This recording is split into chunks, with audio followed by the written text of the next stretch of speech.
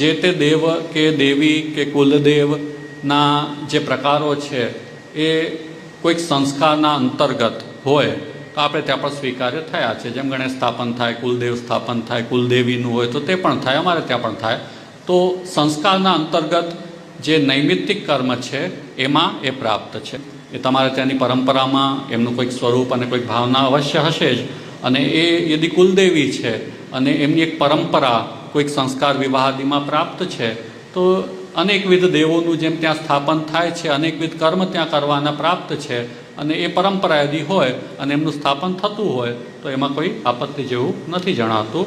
એ કોઈ ભક્તિ કે આશ્રયનો પ્રકાર નથી. હવે રાંદલ માતાજી હોય કે અન્ય માતાજી જે પણ જેમના કુલદેવી વગેરે હોય એમના કોઈક વ્યવહાર થતા હોય તો એ પ્રકારથી આપણે એને કરી શકીએ છીએ. અત્યંત ભક્તિ માર્ગ એવું કહી શકે કે મારે કશું જ નથી કરવું, એક અલગ વિષય છે. પણ સામાન્ય વ્યવહારમાં, કેમ કે આપણે ત્યાં શું કહેવામાં આવ્યું છે, નાન્ય દેવમ વ્રજેન નૈવ પ્રસક્તૌ ન હ્યપમાનયેત. यदि પ્રસંગ ઉપસ્થિત થયો છે તો સૌનો આદર આપણને કહેવામાં આવ્યો છે. આપણે સામે ચાલીને નથી કરવાનું, પણ પ્રસંગ છે તો આદરમાં આપણી કોઈ આપત્તિ ક્યારે હોતી નથી. તીર્થમાં જાઓ છો તો તીર્થદેવનું સમર્ચન કહેવામાં આવ્યું છે.